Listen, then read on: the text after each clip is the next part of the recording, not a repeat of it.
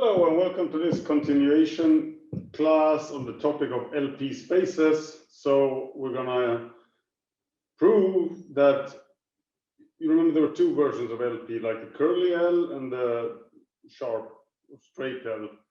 So we're gonna prove that the latter, we're gonna introduce what that is, and we're gonna prove that that is a Banach space. Now, what was a Banach space?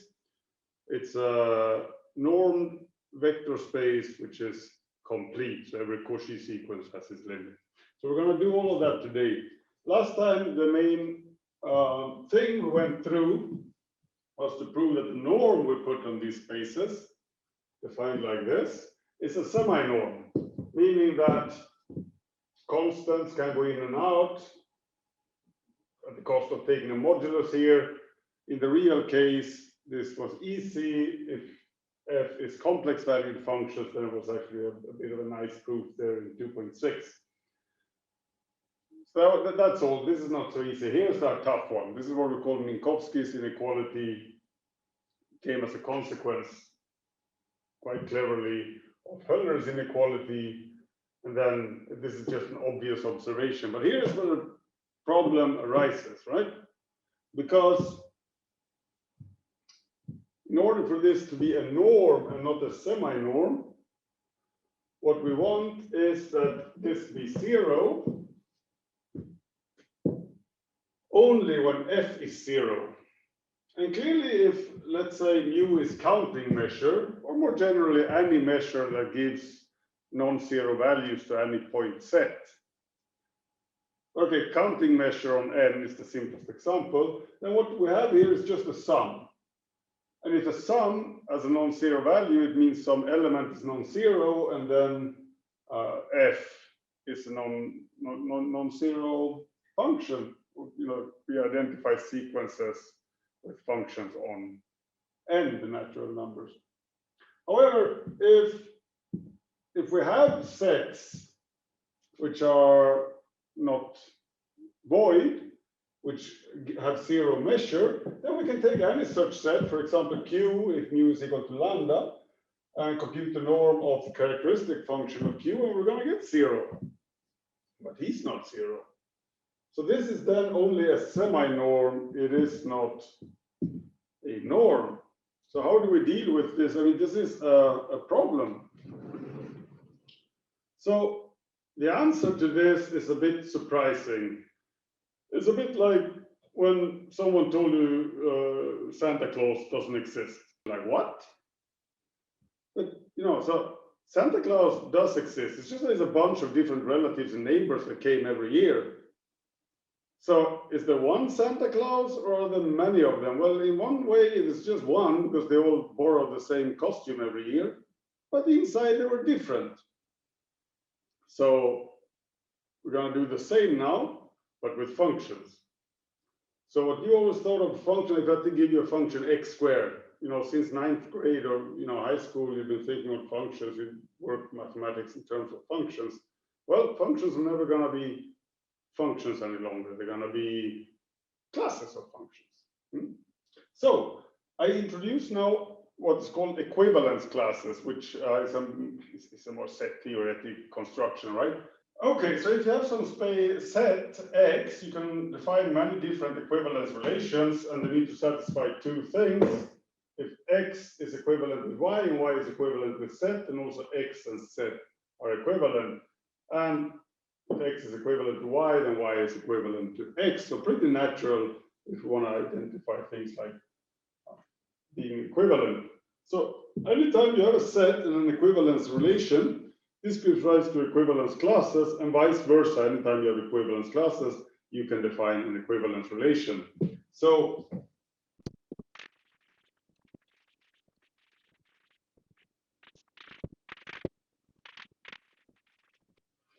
just a stupid example here, let X be the numbers from 1 to 9. Define first equivalence class N1, be the set containing 1 and 2. Second equivalence class N2, be the set in 3 up to 9. And now I'm just going to say that all these numbers are the same, whatever that means, and these two are the same. And then I define an equivalence relation the x is equivalent to y if and only if both of them are in the same either n1 or n2. Okay? So this is a way of you start with equivalence classes, you give rise to an equivalence relation. You can also flip this game around. So if you have the equivalence relation, it just takes much more time to write down. I have to say that 1 is equivalent to 2, 2 is equivalent to 1. I probably forgot to say here also that x should also be equivalent with itself, okay? I think those are the three conditions. Well, anyways. So, okay, 1, 2, 3. Let me double check the book before I say something stupid. This is written about this in the appendix A. It's just a short, you're supposed to have seen it somewhere else, I guess. Yeah, I nailed it.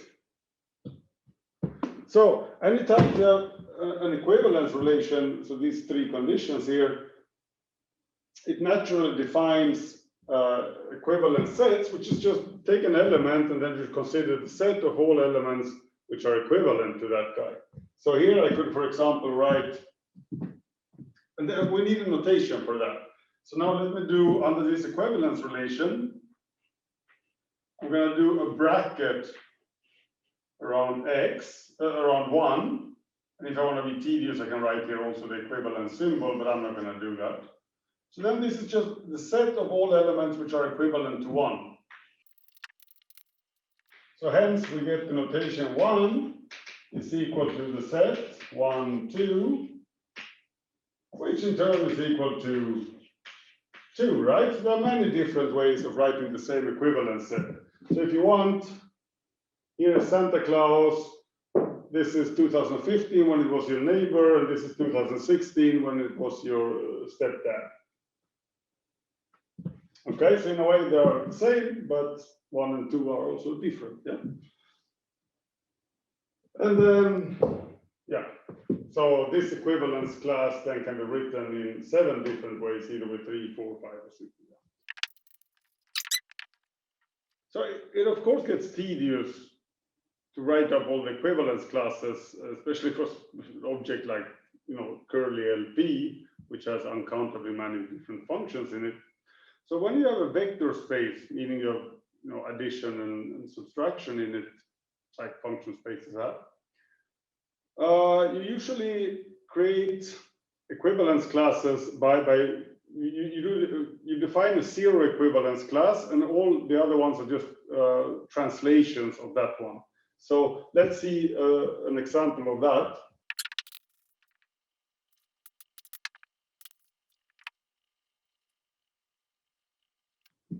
Okay, so let's, you know, defining norms is about defining size, you know, how big is a function. Let's take something simple. Let's take where the real line, sorry, the natural numbers. I want the negative ones also. So that's a vector space now. And let's say I define, this is not a norm, that's why I don't use the, you know, double dashes, but I write n of x, so you think of it a bit like a norm. So we define some of size of a number x as the value of x modulus 3. So then here we have a problem like n of x equal to 0, true for all all numbers which are divisible by 3. So there are many different numbers which are divisible by 3. They are not the same, but they're all given the norm or size equal to 0. Yeah? So this is a clear analogy here between LP for some x mu sigma algebra, not necessarily that x. So here I have f equal to this.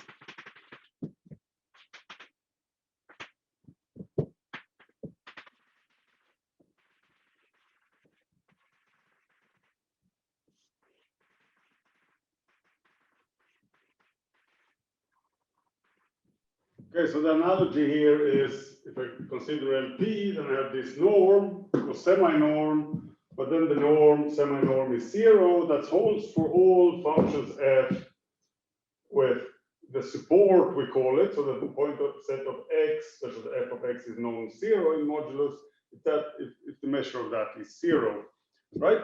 So what's the common denominator here? Well, this one is closed under addition and multiplication. Sorry, under addition and subtraction. Same here, if I take two functions, which are 0 almost everywhere, and add them or subtract them, I get a new function which is 0 almost everywhere.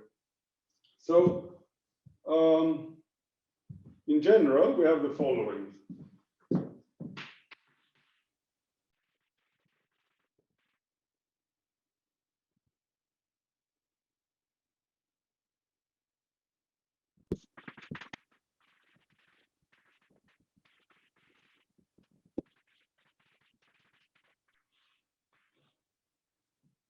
Okay, so anytime we have a vector space, and N is a set which is closed on the plus and minus, note that this means that N must contain 0 unless it's the void set, because x minus x is always 0.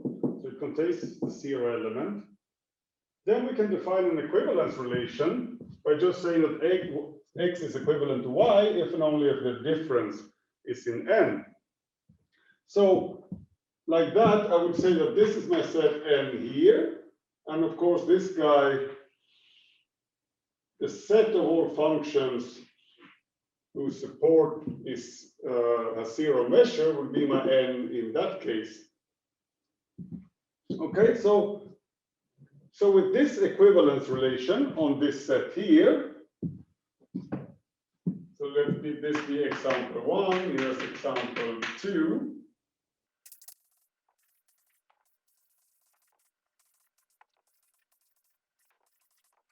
So in this example, we get 3 equivalence classes. The 0 equivalence class, which are all the numbers that are divisible by 2. Then we have in one equivalence class all the numbers which the remainder is 1 when we divide by 3, and all the numbers whose remainder is 2 when we divide by 3, right? Because in all cases, then you take a difference and the remainder disappears, you get something divisible by 3. So here we just get 3 equivalence classes, and as usual, as before, there's no unique way of writing this, so this will be the same as 3, 7, and which we get. Yeah. So we can always pick, doesn't matter which representative we pick, once we have an equivalence relation, we can take a representative of a given equivalence class and talk about that whole class by just putting a bracket around the representative. Okay, so what should I call these 3 equivalence classes now? So if V is a vector space, N is the 0 equivalence class, then V divided by N, here in this case, is this object, which in this case becomes the 3 equivalence classes. So here it's very easy to visualize what this object is. Up here it is not, because the amount of functions, usually if mu is Lebesgue measure, for example, the amount of functions who have support equal to, which are 0 almost everywhere, is uncountable. It's maybe a bit harder to see what it is, but mathematically it's simple.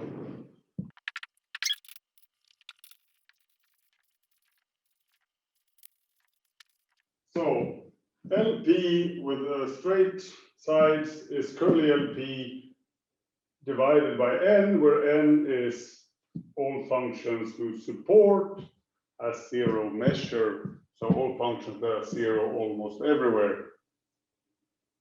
Now this immediately solves this problem here, right? Maybe there's a bit more to this. So okay, what does it mean? So LP space so far with this definition is just a set. So how do I then give?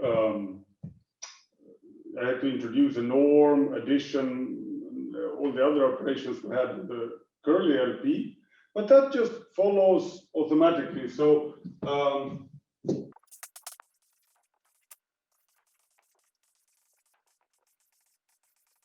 if I have equivalence class F plus equivalence class of G, I'm just going to define the sum of those two as the equivalence class I get from F plus G.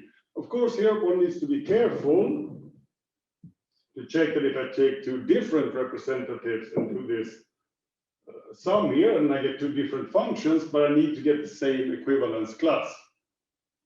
But this is not hard to check. So if F1 and F2 are two representatives of this equivalence class, they are equal almost everywhere. And if G1 and G2 are in the same equivalence class, they are equal almost everywhere. So then F1 plus G1 will be equal almost everywhere to F2 plus G2 by basic considerations, chapter 2 kind of stuff. Okay, and similarly here. And now what about this problem we had with the norm? Well, how do I define the norm? Well, it's the same thing there. I'm just going to say that the norm of an equivalence class is equal to the norm of the representative. And then you go, yeah, but different representatives can give different numbers. No, because they're equal almost everywhere. The two functions are equal almost everywhere, then by proposition 2.3.9, maybe something like that, their integrals are the same, and therefore this number doesn't care about which representative you choose. Now, so these are the definitions. Now let's check this. So if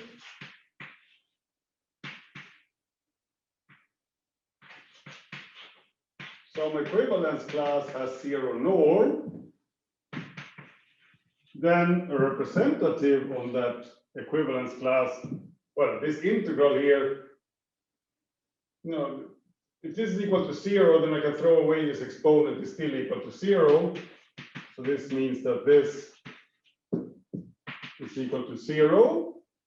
And then by another result in 2.3 point something there, let me see, I think I wrote it up here.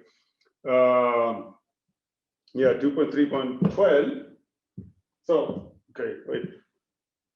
Well, you need to go look up those results. But anyway, so this integral is 0, implies that f to the power of p is equal to 0 mu almost everywhere. And then,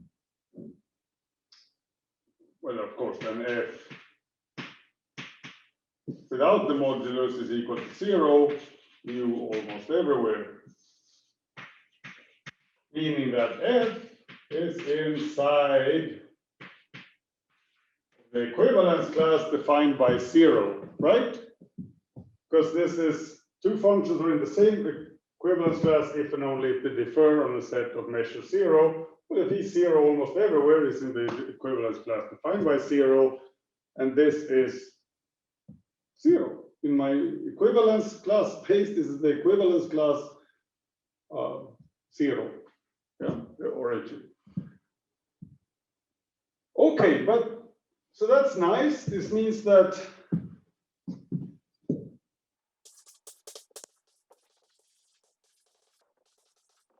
LP is a normed vector space, and we're shortly going to see that it is also a Banach space, so it has the completeness property. But before I get to that, let me point out that this comes with a price. Because, since high school, you've been thinking mathematics in terms of functions, and you're used to expressions like, f of x. Is that equal to 3 or not? That's an equation you can solve. From now on, this expression has no meaning technically, or at least you have to be careful with it.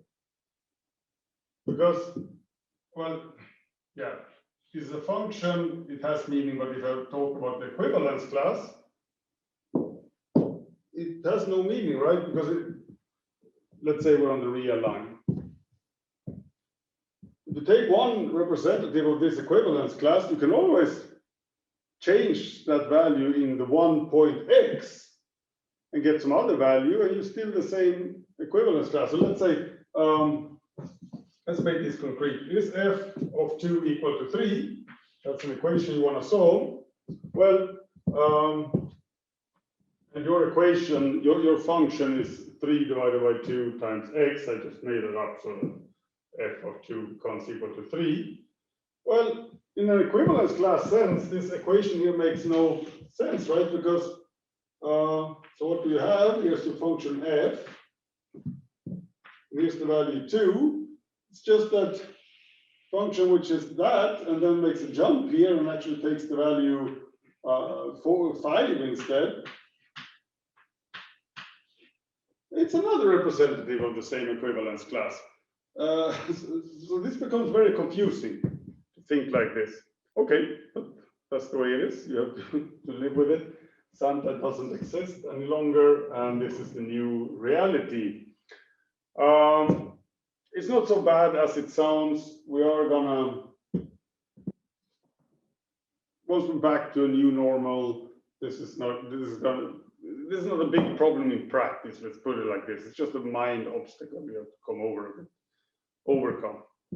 Well, I'll write down what's written there on my paper. So it says the following.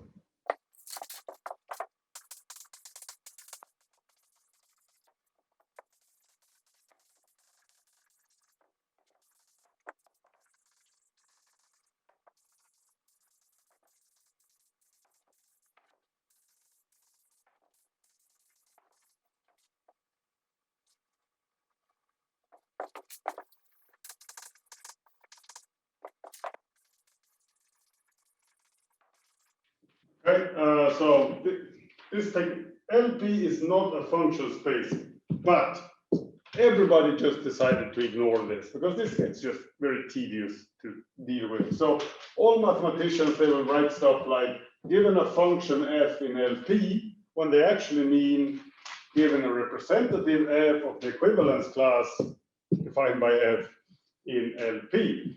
And you can do the same once we're done with this course. Yeah. Okay, so I forgot to mention this with L infinity. We have to deal with that at some point. So remember functions. When I did some initial examples, we talked about continuous function with the supremum norm. And that's a very natural norm. You just measure the biggest value of a function. But now in this LP setting, we start to realize that all these integrals, they don't see sets of measures 0. So then we kind of, in the L infinity norm, similarly want to ignore sets of measure 0 because, like, who cares about those, right? So what we're going to do is now, so we just take any measurable function and then pick a number m and consider the set of x, such that f of x in modulus is bigger than m. Right? So if m is high enough, depending on the function, of course, but let's say at some point this set has measure 0. This means that I can redefine the function there to just equal 0, and now I have a function which is just in modulus less than m. So the equivalence class, so to speak, has norm, supremum norm less than m. And then I do this for all possible m, and I lower it until I hit the bottom, so to speak. So at some point, there's going to be a set here such that this set has positive measure, and then I cannot keep on going. So if I take the infimum here over all m's, this is what I'm going to call the infinity norm. So let's say, okay, here's a concrete example, if this is my function, but then here, at this particular point, it's just much higher, and I have the Lebesgue measure. And here, maybe it's even, can even be, take the value infinity. Then still, if I take my m here, so let's say this is my x actually. So it's just, it starts here. Here's A, here's B. So now this set, the set of points where f in modulus is bigger, well, it's going to be this set. This is going to be these 2 point sets, right?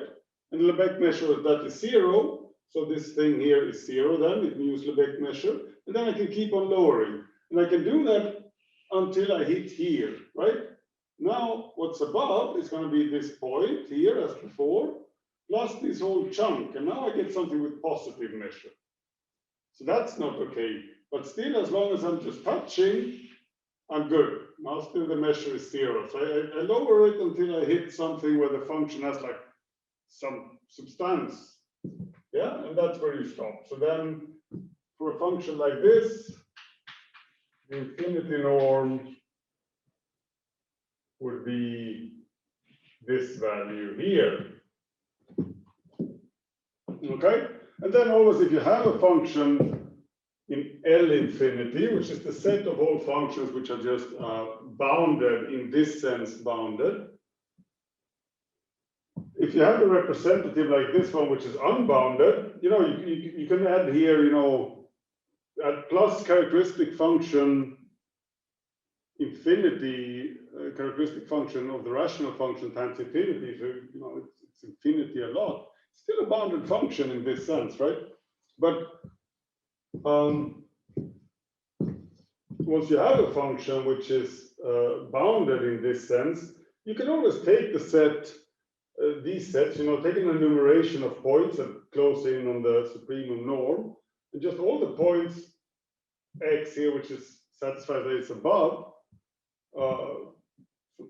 these numbers in the sequence that close down, you just set it to 0 there. So you can always find a member of the equivalence. Well, I have not gotten to the equivalence classes yet. Okay, so in the curly L infinity, you have functions that are unbounded, but the supremum norm is finite. The infinity norm is finite. It's often called the supremum norm, although it's not technically the supremum norm. Okay, so here's a postfix. It's been brought to my attention that actually Kohn in the book does not define L infinity exactly like I did it here. So the functions I talk about where the supremum norm is finite, they're called essentially bounded. But Kohn actually requires them to be bounded in the sense that, you know, full supremum is finite, but then the infinity norm is just like how I define it here. And he has some argument, you know, why he wants it like that, which I don't really buy, but it's better in some occasions. But it's clearly not so good in other occasions, because actually exercise 7 turns out to be wrong. And exercise 7 is a very interesting one because it explains why it's called the infinity norm. I mean, what does infinity come from? Now you can understand it, because if you take a limit of LP norms, if mu is finite, so you do the LP norm of a function f, which is essentially bounded, they all exist. You take a limit as p goes to infinity, and you will get the supremum norm. So, well, infinity norm. But in that limit, you allow functions that are essentially bounded. So, you know, in reality, unbounded. So that exercise with his definition, actually exercise 7 is wrong. So warning there. It doesn't, as long as you know which definition you use, it. I think the most common one is the one that I told you. You just take all essentially bounded functions in your L infinity definitions. Anyway, moving on. Now, we do straight L infinity, just like the previous ones, L infinity quotient with n, where n is a set of all functions of support that's measured 0, so functions that are 0 almost everywhere. And now with this definition, now we get back to what I was saying, like you can always redefine a function where it's bad, so to speak. So if the infinity norm is 15, you can find a representative in the equivalence class which is bounded by 15 in the supremum norm. So that's, well, in the infinity norm, so that justifies like confusing it with the supremum norm, which technically would be just, you know, take a supremum here of all possible values of modulus f of x. So it's almost the same thing, but not quite. Yeah. Okay, and armed with this infinity, remember those conjugate exponents, right? So when what p and q were between 1 and infinity, but not equal to 1 nor infinity, we had stuff like Hölder's inequality, so you integrate f times g. First of all, that's integrable, and we can put the modulus on the inside.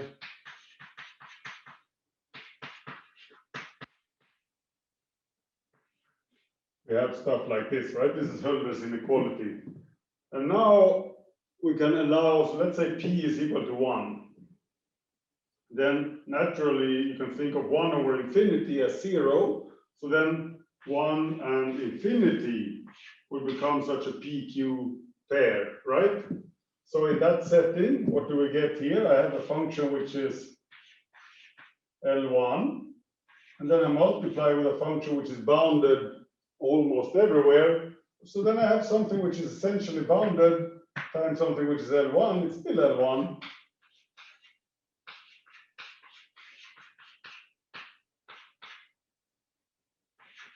And we get inequalities like this one, so that's also true. So how do we prove that? Well, maybe let me do that one time so you kind of get the gesture. Yeah, so it's even not clear here if I'm talking equivalence classes. So curly L or straight L, most of the time it's straight L, but we still use, so I should technically write maybe, well, yeah, well, both are true, either with or without equivalence classes. Let's do it for without equivalence classes, okay?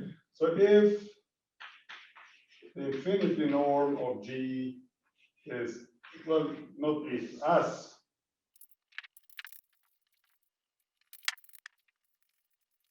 Okay, so as I said, this infinity norm, let's call it, well, we haven't given it a different name, but it's you can always redefine the function values above, just put them to 0 or whatever, and then get a different, not different representative, but another function, G1, which really, with the supremum norm, so it's equal to G almost everywhere, but the supremum norm is equal to the infinity norm of G, right?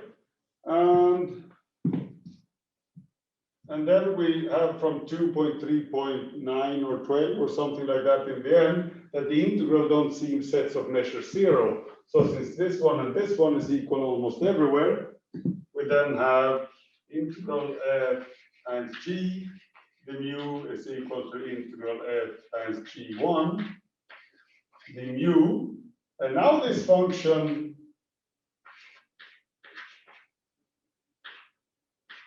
is actually less than the infinity norm everywhere, right? So for every x, I can replace this value with this value. Oh, yeah, and I don't need a 1 any longer. The mu, and now this is a constant that just goes outside. And I'm left with the integral. So this is Hölder's inequality in that case. And you saw it's much simpler than Hölder's inequality in the more general case. So most of the time it's like this. Infinity, p equals to infinity, q equals 1, or vice versa case is much easier to deal with than the other intermediate cases. Okay, aha. So now, if you read the book, you're going to say that's not what's written in the book. I have no idea why Kohn goes on to introduce this norm with some, so instead of working with just functions that are, so this set n here, let that be functions which are 0 almost everywhere. It says that, well, the support of the function should be locally mu null, meaning that if you have a sigma algebra, so if you have some space x and then some set n, which is the support of a function, then you call it locally mu null if the intersection with a set of finite measure is always 0. Now, why I'm against this is because I've never in my 20-something years as a mathematician encountered where this is actually used. So, because all reasonable spaces I've seen so far are sigma finite. Yeah, so you can take an increasing sequence of sets of finite measures whose union becomes the big thing. And it's even written there in a comment, if you have that, then a local mu null and just having 0 measure is the same thing, right? And then the definition in the book coincide with what I've given you here. So as far as I'm concerned in this course, you can just ignore that with the local and unal stuff and go with this definition here.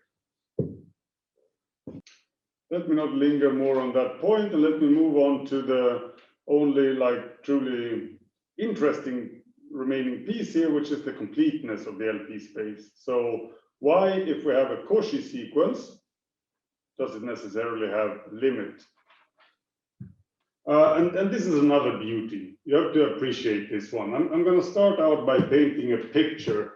So let's say, you know, now here's the origin, but not in the XY plane. So remember, now we think of LP as a vector space. We can visualize a function as a point. So maybe, so let's start with the sequence, you know, Fk. K goes from 1 to infinity. And let's say it's Cauchy. Okay. So what does this mean? It means that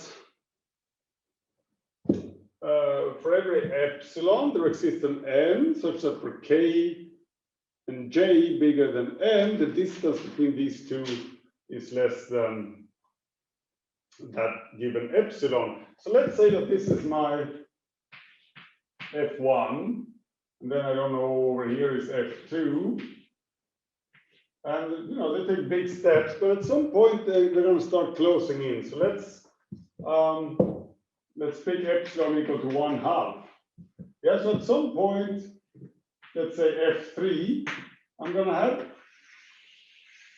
a case where all the ones beyond that point are going to be, well, within radius 1/2 of each other. So in particular, all the ones beyond 3 will be of distance less than 1/2 to f3, right? So f4 can be here, f5, f6, and then maybe at f7, let's say that's here. Now I reach the condition with epsilon equal to 1/4, right?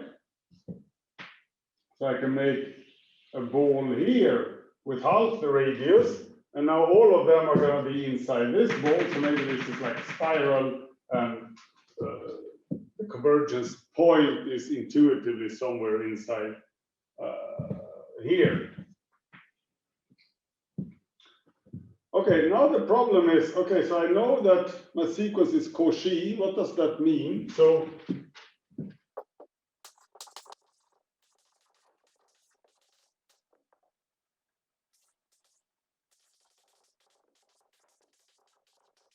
right? This is the definition of Cauchy. And here's my problem that we've been discussing before. Like, at this point, I don't even know that the limit exists, even in some intuitive sense. You know, at some point we had an example, you know, we're considering continuous functions with a supremum norm, and then we looked at functions that looked like this. And then it just got steeper and steeper.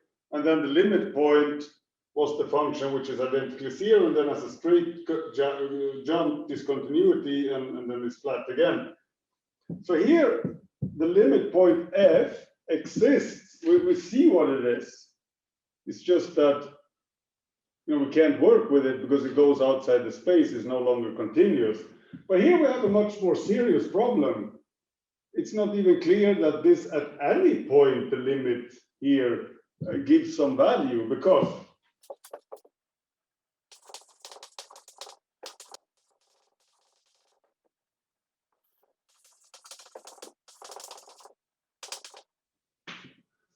so what about the difference here between values fk of x and fj of x? If we know that this is less than epsilon, what do we know about this for a fixed x? Well, we know jack shit, because this integral is small, meaning that the function is somehow small in most places. But at some particular x, it can still be very big, even infinity. And the problem here is that there are many different pairs, you know, 2000 and 3000, or 2001 and 3015. And for all pairs, there could be different x's where the damn thing is big. So even to prove, you know, we would like to say that this is a Cauchy sequence. because then the real, these are numbers on the real line. So if this was a Cauchy sequence, I would know that it converges because that's a property that the real line has, the completeness property. But I don't.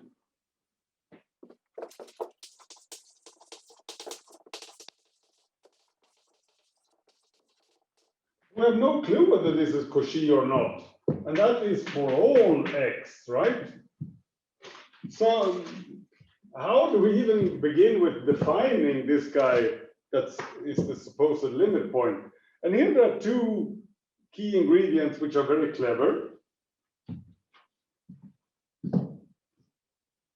So first of all, you realize that if we can extract somehow a subsequence which has a limit, then actually just by looking at this picture, it's kind of easy to see that if a subsequence goes to some f that we can define, write down, a function, then the full thing is going to go to the same f, because these circles get smaller and smaller and smaller, right, all the time, and include all the f's beyond some point. So that's not a big deal. Let's just try to get a subsequence to converge to something.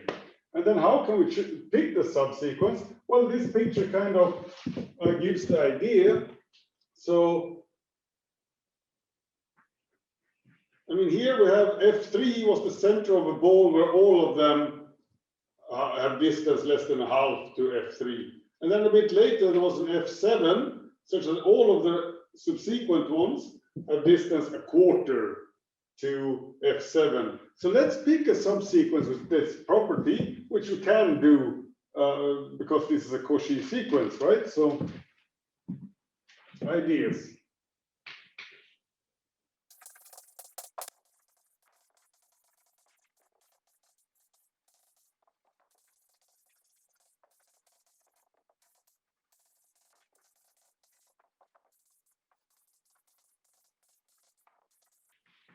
Okay, so here I just wrote what I just said previously, that if we can find the subsequence that converges to some f that defines some f, then once we have that f, we can just easily show that the full sequence converges to that f.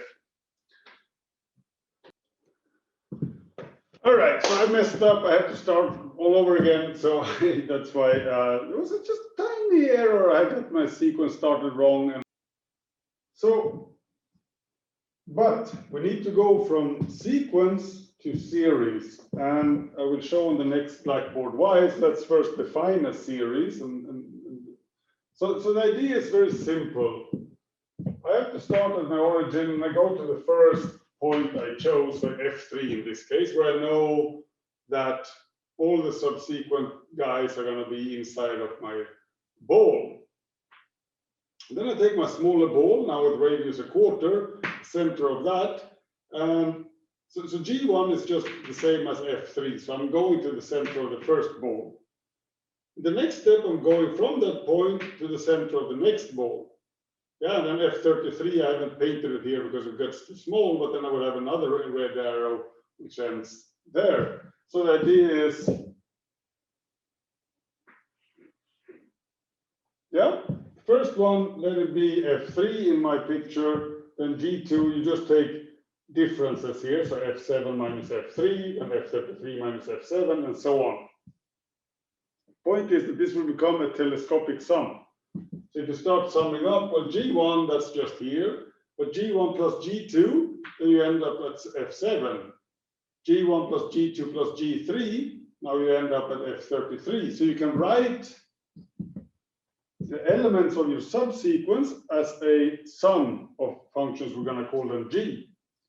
So in more generality, what we do is we pick,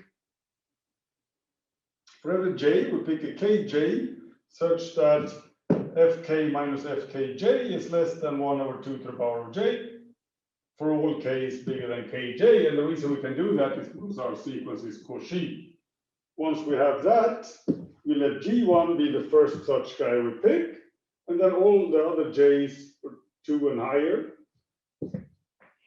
are going to be just differences between the next and the previous guy in the sequence, subsequence. Why would we want to do this now comes the punchline here of ideas. Well, here I'm just writing up what I said. So if we do finite sums, we're just ending all the time at fkn because they're telescopic. Okay, so summing from 1 to n will give me fkn. But now it's the nice thing that if I do the infinite sum of the norms here, well, the first guy is a bit special, right? That's just my fk1, and that can be very big, a million, or what do I know? But beyond that point, the gj's are this difference between two functions that we know that it's less than a half, and then less than a quarter, and less than an eighth. So I get here a geometric sum that converges. And here I get something very nice. This whole thing is less than infinity. And here I do not have the problem like when you do a Cauchy sequence, if I think of fkx, does it converge? I have to look at differences fkx minus fjx and k and j. There are like two of them. But here it's not like that. If you have, now you look at this sum, and the sum of all the norms gives me a finite number. This somehow implies, at least intuitively, that at every x, almost every x, I should also have a finite value here in the infinite, corresponding infinite sum for x. Yeah, intuitively. And then if we have that, we can write the infinite sum of the gj's, which will then be, you know, somehow at every point x where the sum is finite, naturally the limit point of fkn x. Yeah. That is the idea. I don't know if I conveyed it well, but let's just plow ahead and then at least we'll see what's going to happen here. So it's important to show, so what we want here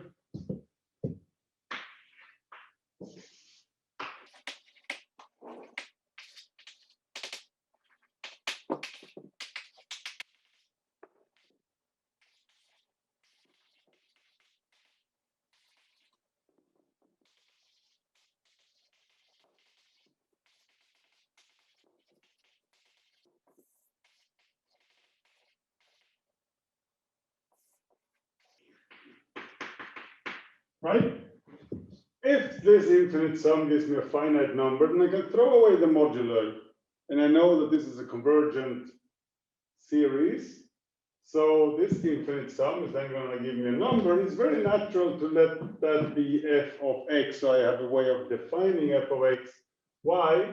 Because the partial sums here is my fkn of x. So in that, with this definition of f of x, fkn of x will converge pointwise to this guy. So this is a very nice, there's a lot of clever things going on here. Okay.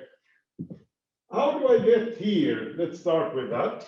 Well, we're going to use the fact that integrals of functions, if an integral of a function is finite, then the function is finite almost everywhere. So let's take the guy we want to be finite almost everywhere.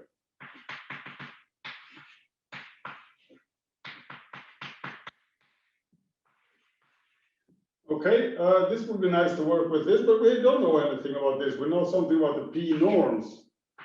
So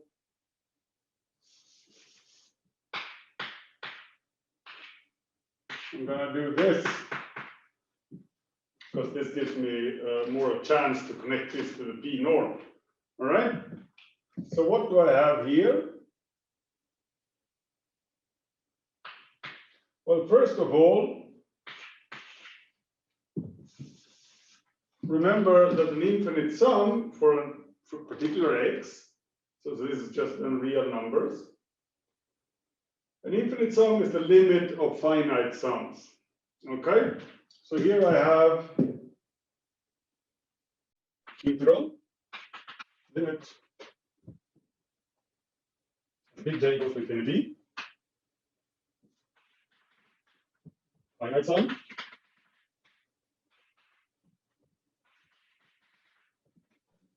Okay, first obstacle, so there's a limit here. This is an increasing sequence for every x. And here's the power p. Am I allowed to move the limit outside? Yes. And here, make sure you understand this. Why? Because x to the power of p, no, not x, but let's say y, this function is continuous.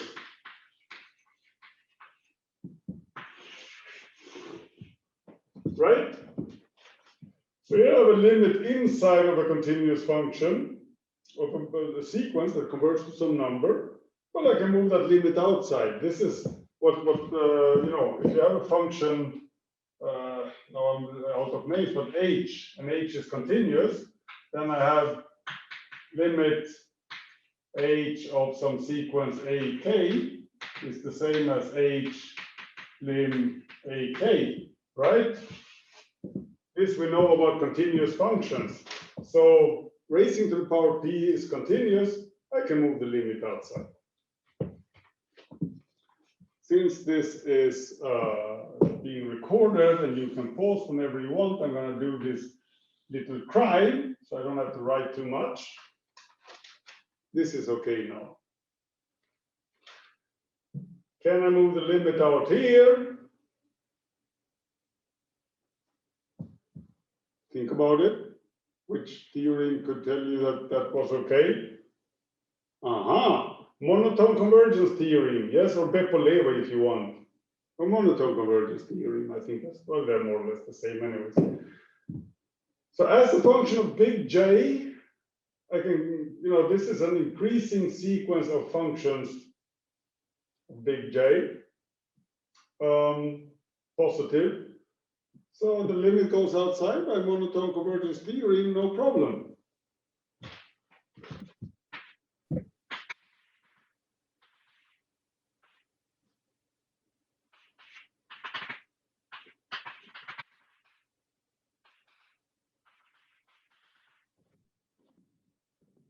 Right, and then again, now raising to the power 1 over p is continuous, so I'm allowed to put this parenthesis here. Okay, now, what have I written here? This looks like an LP norm, right? So this is, in fact, the limit as j goes to infinity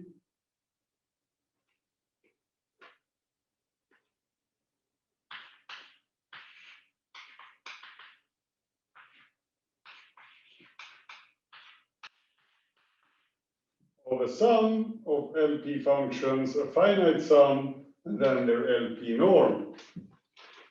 Now, what do we have? We have the triangle inequality.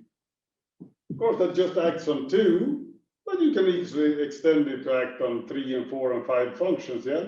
You just, first you pick out the first one, so then this is less than or equal to, you know, lim j goes to infinity, and here I would have mod norm g1 plus norm of the rest, but then I kick out g2, so I have plus g2 plus norm of the rest, and yada yada. So triangle inequality is true for several functions, and you just move the sum on the outside. Now I have a small silly modulus here also. Okay. Well, the modulus, once you stick it into the LP norm, it's going to disappear. So I can actually remove that now. And then what do I have here? Voila, it's this number. Again, this limit j and j here, so I can just write sum to infinity. Well, anyways, by this computation up here, this is finite. But then by the results of 2.3 point something, if a function, we started here with just integrating one function. If that gives us a finite number, well, okay. Now that I know that this whole thing is a finite number, then of course this 1 power to the 1 over p, I can just throw it away. So this means that this thing here is an integrable function.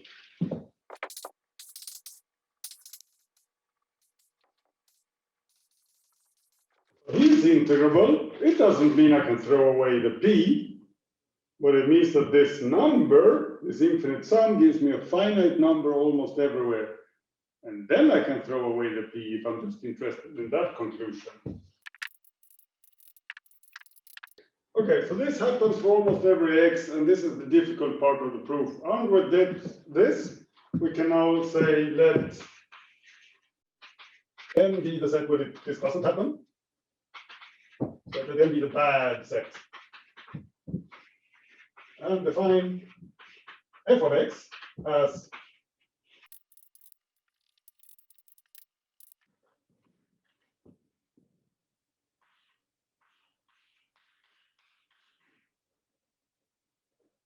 you see this?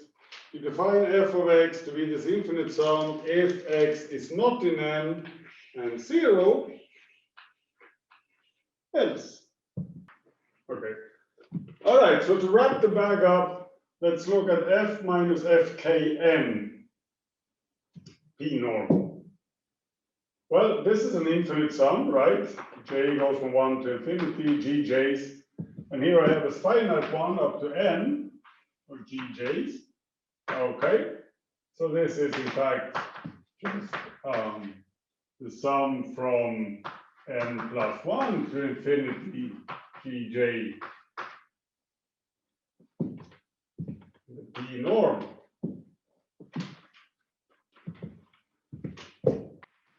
And let's say we put a p here also, it simplifies a bit.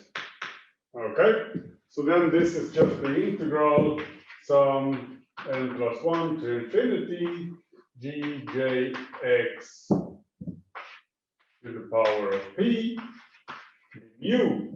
Is this small or is it not? Well, here's a function. It goes pointwise almost everywhere to 0, right? Because, yeah, wherever this sum is convergent, which is almost everywhere, the limit as n goes to infinity is 0. That's true even with the power p there.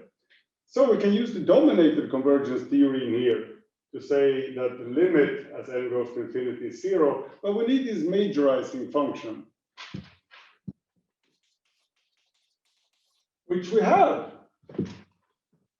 But by dominated convergence theory, with the majorizing function, which now I'm calling it g, being equal to the sum from 1 to infinity modulus gjx, and then outside everything a power of p. Because this one is integrable. That's where the whole thing started here. Yeah, that guy is integrable, so that can be my g. And then use the dominated convergence theory then to show that the difference between f and fkn in norm to the power of p goes to 0. Well, then I can erase the p, it's still going to 0. So now we are almost done, right? We have proven that f exists. Well, we have constructed f, and we have shown that the subsequence that we set out with converges to f. So this guy f3, you know, f7, f33, and so on, that subsequence converges. How do we make it now that the full sequence converges? Well, that's actually very easy. So finally, given epsilon, given 0, pick n such that f minus fkn is less than epsilon divided by 2. We can do that since we know that fkn converges to f. And we can also pick n large enough due to the Cauchy property, such that we have fk minus fkn less than epsilon divided by 2 for all k bigger than kn.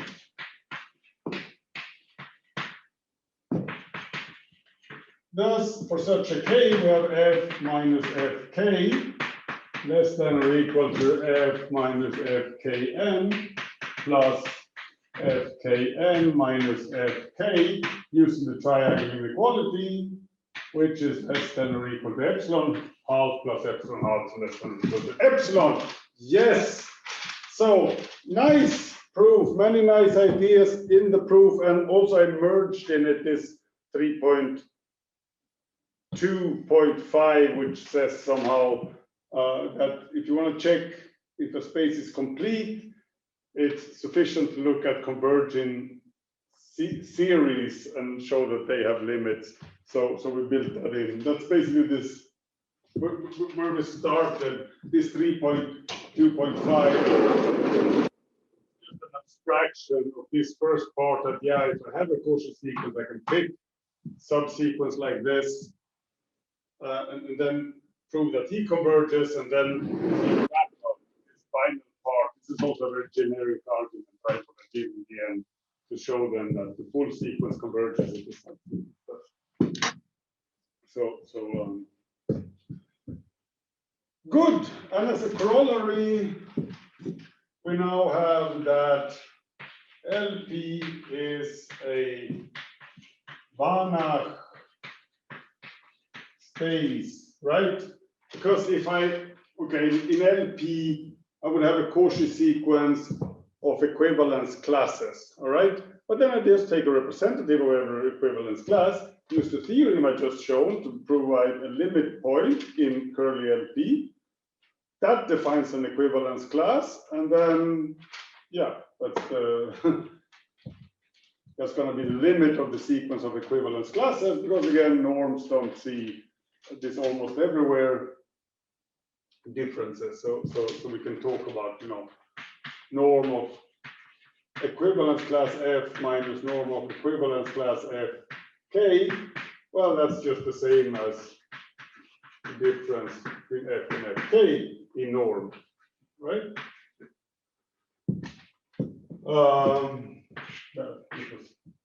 So the statement stops here, right? LP is a Banach space. So that's the big thing.